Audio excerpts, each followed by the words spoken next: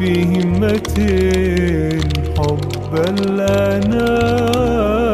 ভাই, এই ধরনের পরিস্থিতিগুলো খুবই খুবই দুর্বিষহ এবং বিব্রতকর পরিস্থিতি। একদিকে বাপ, তার সাথে দুর্ব্যবহার করা যাবে না, আবার অপরদিকে মায়ের প্রতি অবিচার করছে সেটাও সহ্য করা কঠিন হয়।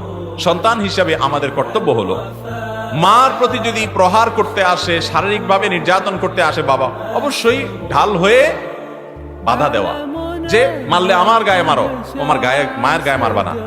এভাবে মাকে সেভ করার জন্য অবশ্যই সন্তান উদ্যোগ নেবে এবং ছুটাবার চেষ্টা করবে।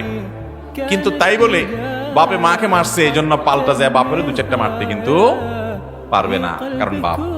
একই কথা, মাও যদি কোনো অন্যায় করে তাই বলে মায়ের গায়ে হাত তুলতে সন্তান পারবে না। খুব ডেঞ্জারাস জায়গা। মাকে আপনি সেভ করবেন, বাবাকে আপনি বুঝাবেন, নসিহত করবেন, অনুরোধ করবেন, অনুনয় করে বুঝাবেন, পায়ে পড়ে যাবেন, আল্লাহর ভয় দেখাবেন, অন্যদেরকে দিয়ে বুঝাবেন। তাই বলে আপনি নিজে কখনো বিচারের ভার হাতে নিতে পারবেন না।